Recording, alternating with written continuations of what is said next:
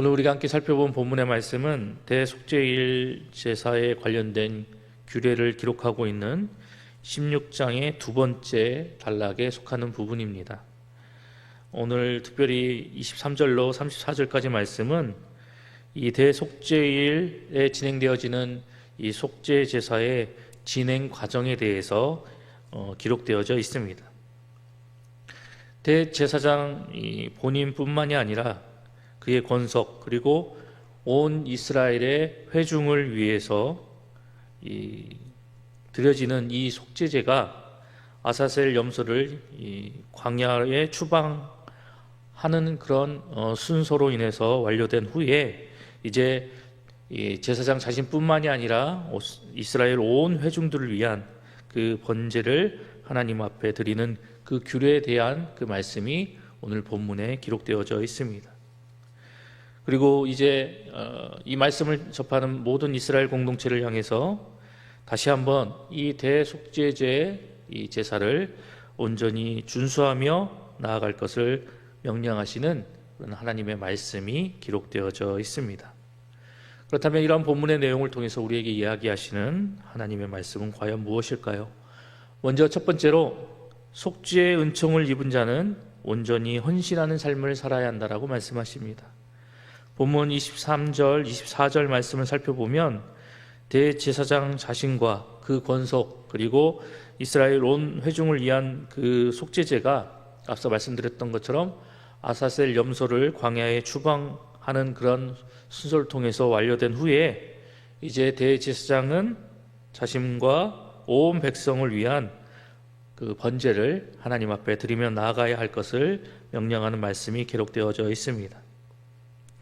이 말씀을 통해서 우리가 깨닫게 되는 것은 과거 이 구약의 대제사장과 이스라엘 회중들뿐만이 아니라 이제 예수 그리스도를 통해서 하나님의 백성이 된 모든 성도들 역시 이제 예수 그리스도를 통해서 구원의 은총을 받고 또한 속죄 은혜를 받은 자들은 오늘 대제사장에게 명령하는 바와 같이 하나님 앞에 힘써 자신에게 맡겨진 그 역량과 직분, 사명을 온전히 감당하며 하나님 앞에 헌신하는 삶을 살아가야 할 것을 깨닫게 하는 말씀이 바로 23절, 24절의 말씀입니다. 특별히 이 구약에서 기록되어져 있는 여러 가지 이 제사의 모습들, 그 가운데 이 번제, 이 제사의 모습은 하나님께 대한 온전한 헌신을 상징하고 있습니다. 그런데 오늘 본문의 말씀 속에서 이 대제사장이 자신뿐만이 아니라 온 이스라엘 회중을 위해서 하나님 앞에 온전히 이 번제 제사를 통해서 자신뿐만이 아니라 백성들을 위해서 속죄하며 나아가는 그런 모습을 보이고 있는데 이런 모습을 통해서 우리 역시 하나님 앞에 우리가 하나님의 백성으로서 온전한 헌신의 삶을 살아감으로 하나님께 영광을 나타내는 성도가 되어야 함을 다시 한번 우리에게 교훈하고 있습니다. 그런데 중요한 것은 우리가 하나님의 뜻을 쫓아 살아가고자 할 때, 말씀대로 순복하며 살아나가고자 할 때, 그리고 하나님의 백성으로서 우리가 맡겨진 일들을 잘 감당하면서 헌신의 삶을 살아나가고자 할 때, 그러한 우리의 모습을 방해하는 많은 유혹과 어려움 그리고 장애물들이 우리 앞에 등장합니다. 때로는 이 유혹을 통해서 여러 가지 방해물들로 인해서 우리는 많은 시련과 어려움에 직면하기도 하고 때로는 그런 과정을 통해서 겪게 되는 아픔과 괴로움으로 인해서 좌절하고 낭망하고 넘어질 때도 있을 것입니다. 하지만 그럴 때마다 우리가 다시 한번 분명하게 기억해야 할 것은 나를 위해 희생하신 그 예수 그리스도의 그 놀라우신 희생과 사랑의 모습을 다시 한번 떠올리며 나를 구원하시기 위해 그 십자가의 모진 고통을 감당하시고 심지어 그 참혹한 십자가에서 죽기까지 나를 구원하시기 위해 온몸의 물과 땀을 다 흘리시며 그 구원의 은총을 베풀어 주셨던 그 주님의 모습을 다시 한번 떠올리면서 나를 구원하신 그 하나님의 은혜와 사랑에 더욱더 감사하며 어떠한 시련과 고난 앞에서도 내가 주님의 그 사랑을 떠올리고 기억하며 이 모든 것들을 극복하고 나에게 이러한 은혜와 이러한 복을 내려주신 그 하나님 앞에 더욱더 헌신하고 충성하며 살아나가야 하는 그런 성도의 삶을 살아가야겠노라고 늘 다짐하고 각오하고 결단하는 저와 여러분 모두가 되어야 할 것입니다.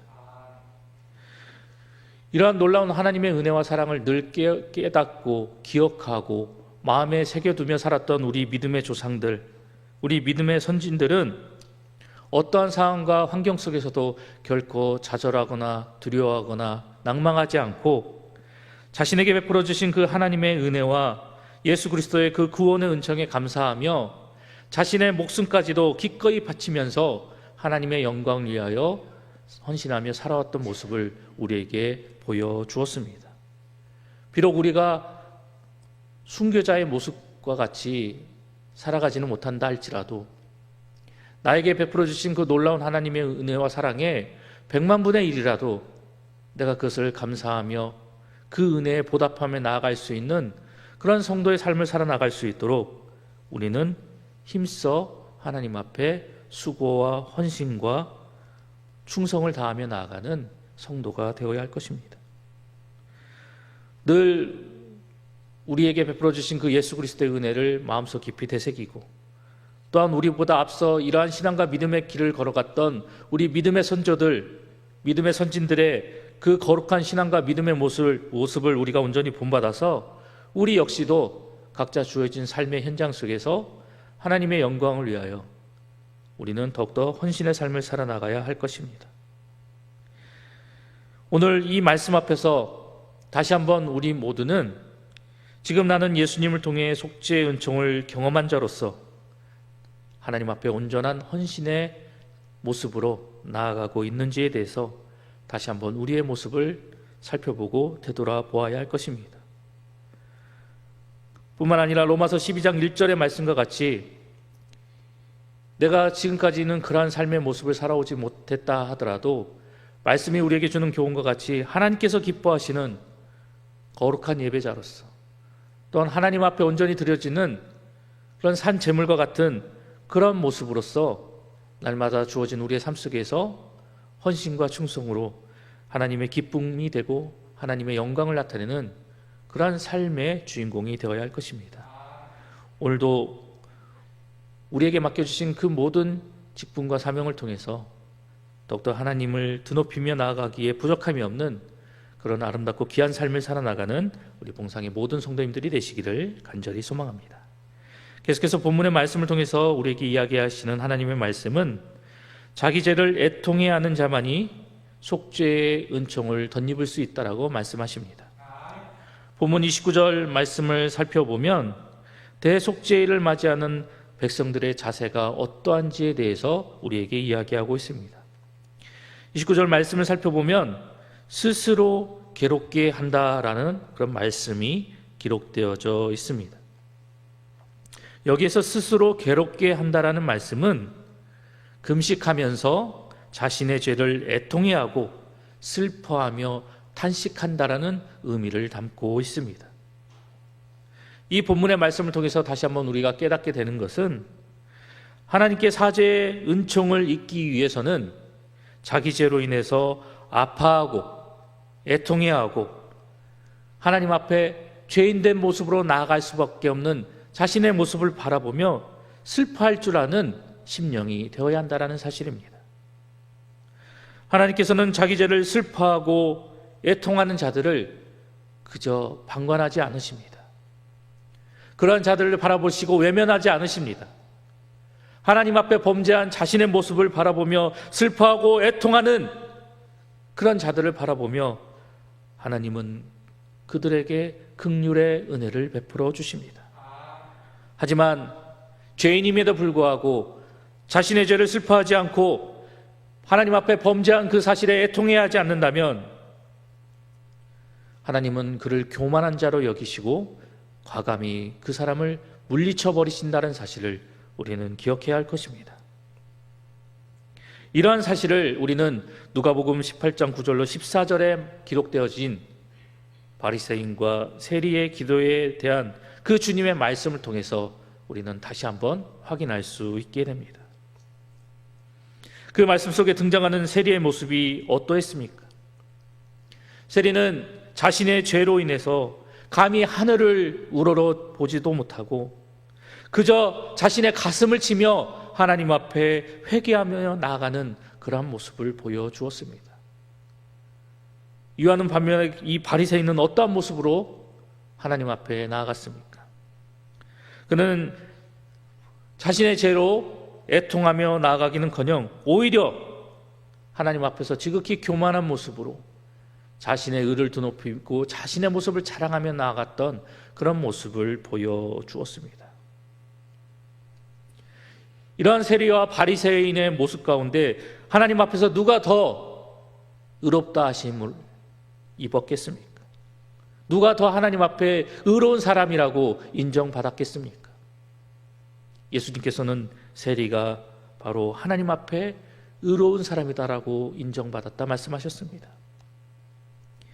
자신의 그 부끄러운 죄를 바라보며 하나님 앞에 심히 통곡하고 애통하며 나아갔던 그 세리가 진정 하나님 앞에 의로운 자라고 예수님은 우리에게 강조하셨던 것입니다.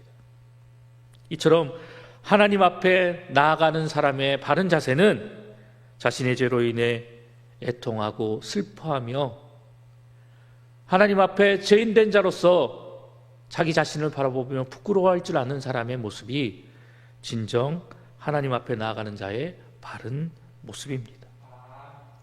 이러한 자세로, 이러한 마음가짐으로, 이러한 모습으로 하나님 앞에 나아갈 때만이 그 사람은 진정 하나님께 사죄의 은총을 입을 수 있다라고 본문의 말씀은 우리에게 교훈합니다.